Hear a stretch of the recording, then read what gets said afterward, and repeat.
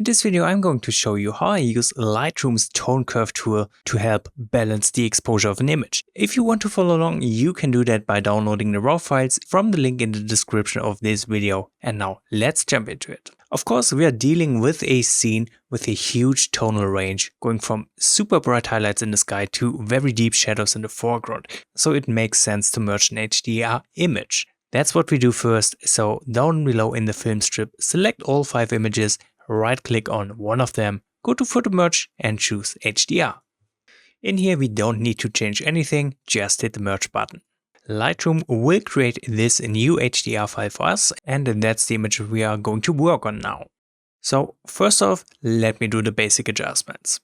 With the basic adjustments, I want to get the base exposure of the image right. That means I want to balance the highlights and the shadows a little bit with those sliders. The very first thing I'm going to do is to bring down the highlights just a notch. This will give us more details in the very brightest part of the image, and then let me raise the shadows, which in turn will give us more details in the darkest parts of the image. Right away this is looking much better, but of course we can change things a little more. I'm also going to bring up the blacks, which again will help with those very dark areas of the image. Alright. I did forget to change the profile. I don't want to use Adobe Color, instead I want to go with Adobe Standard, and again this will help adjusting the very darkest areas of this shot, making them slightly brighter, and overall it just reduces the contrast. Once I have set up the exposure like that, the next thing I'm going to do is to adjust the white balance. I want the shot to feel a lot warmer. So let me bring up the temperature to achieve that.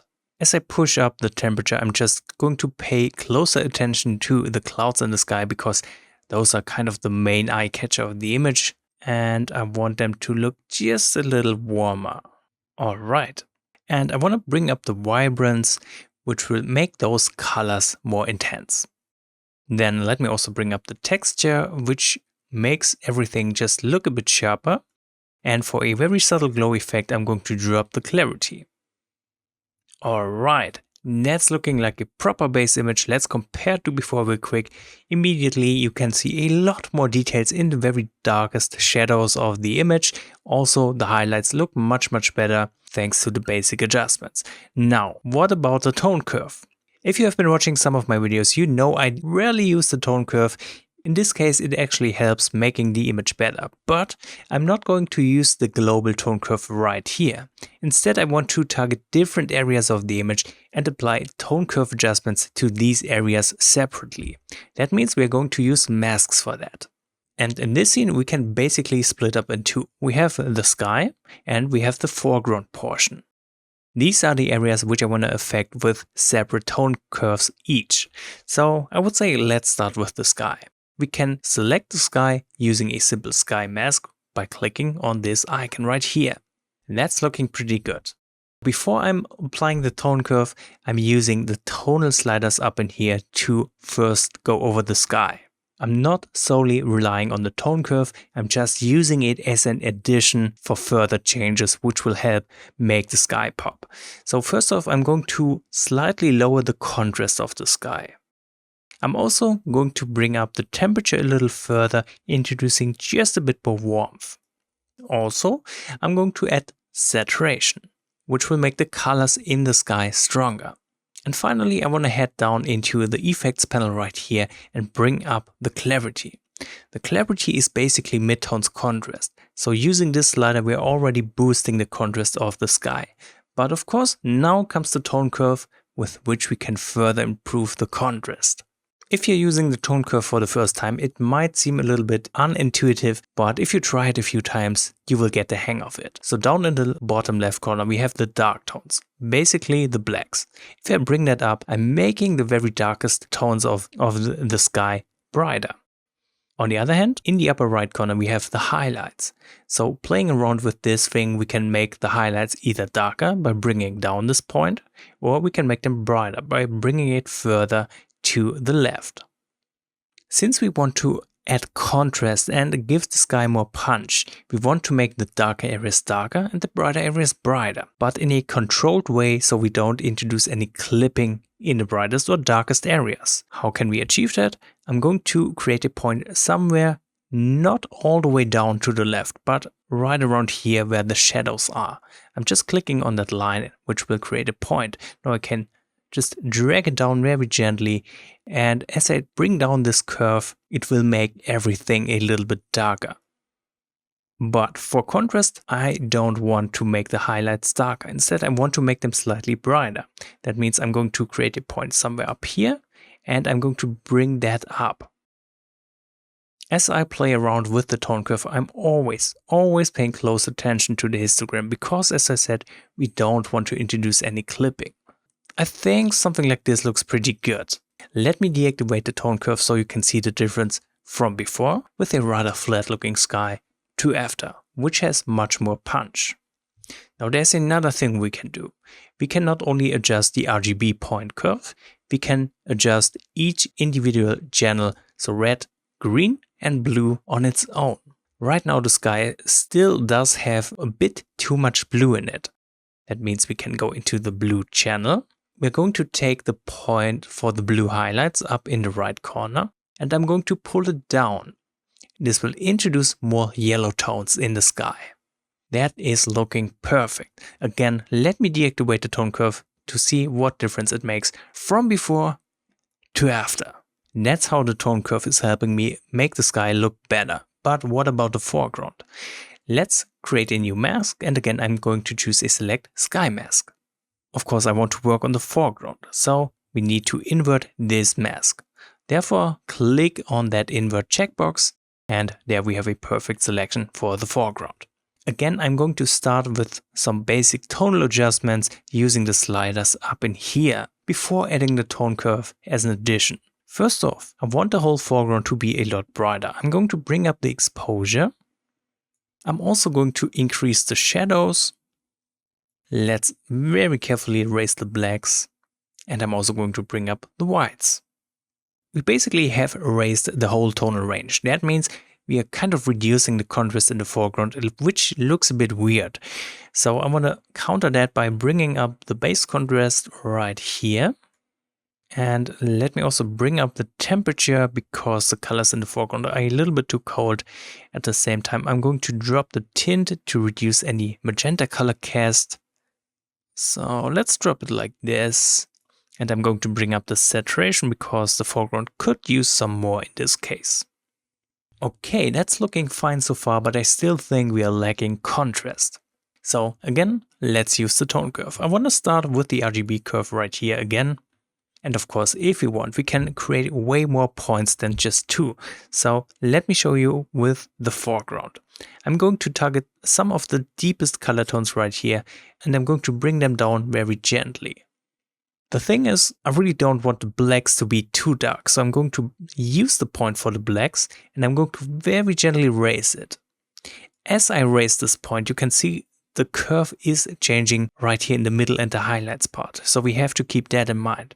But I can use a different point up in here, and I can slightly bring it up. So like this.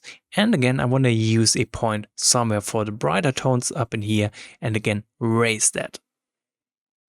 So I think that's looking pretty good. Let me deactivate the tone curve to see the difference from before to after.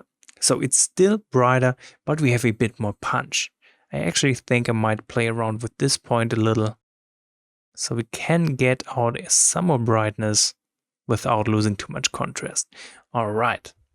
That's looking good for the point curve. Now let's take a look at the blue channel because again, I feel like the foreground is a little bit too cold.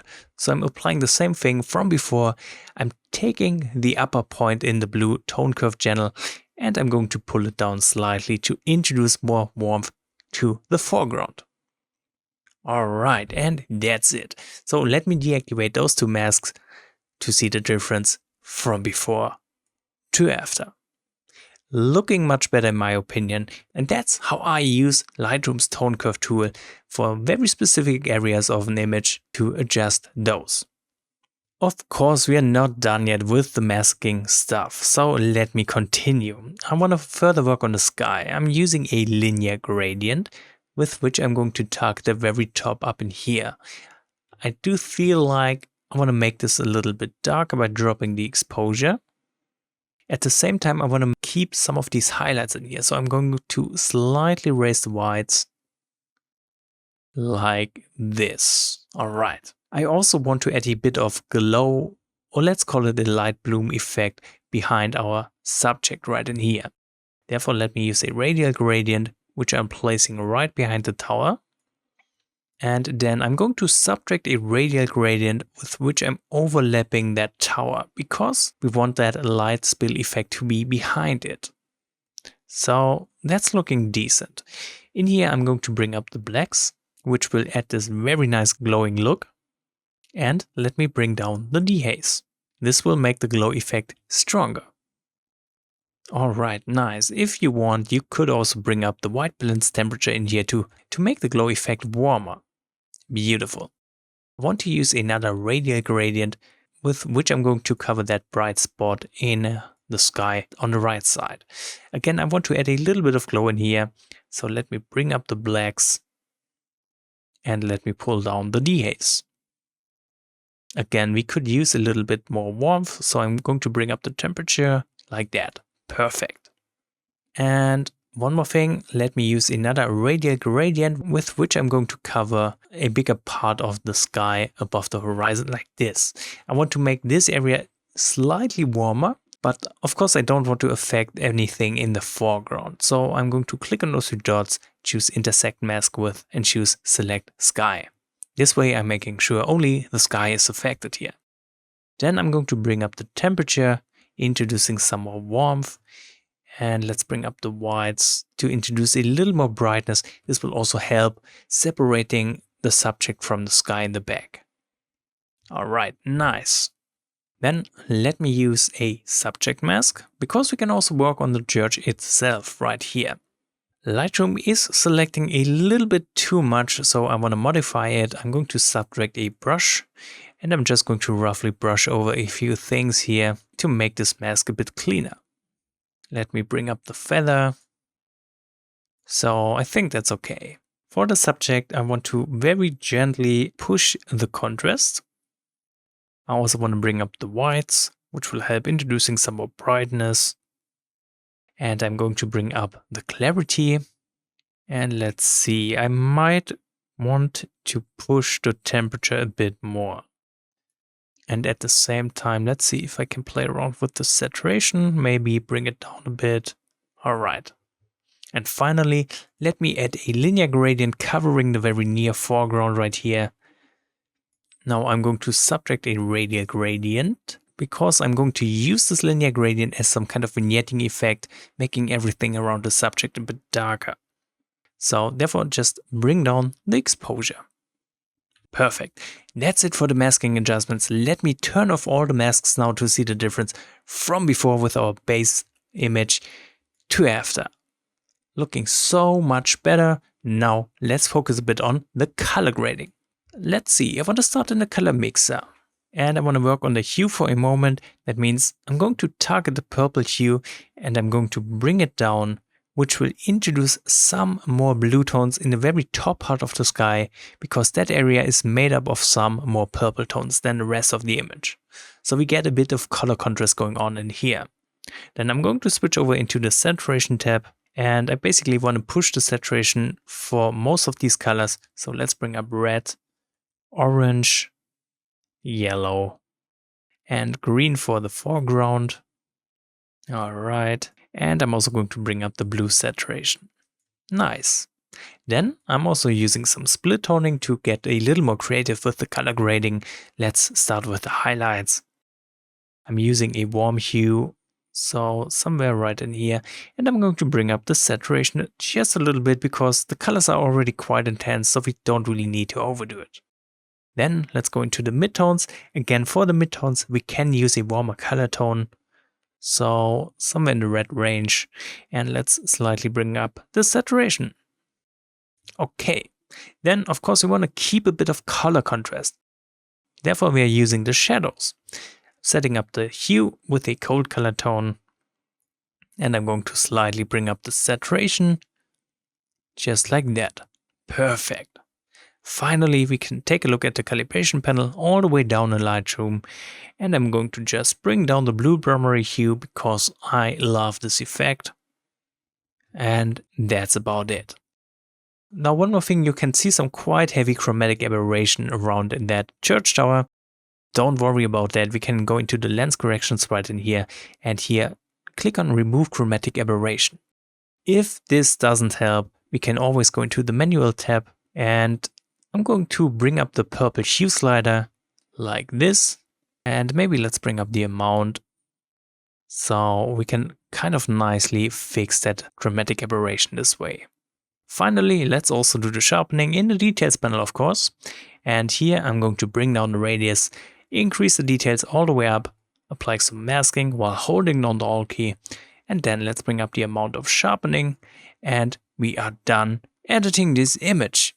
So if this video was helpful and you want to support my channel, feel free to like and maybe even subscribe, leave a comment, and hopefully see you all next time. Thanks for watching.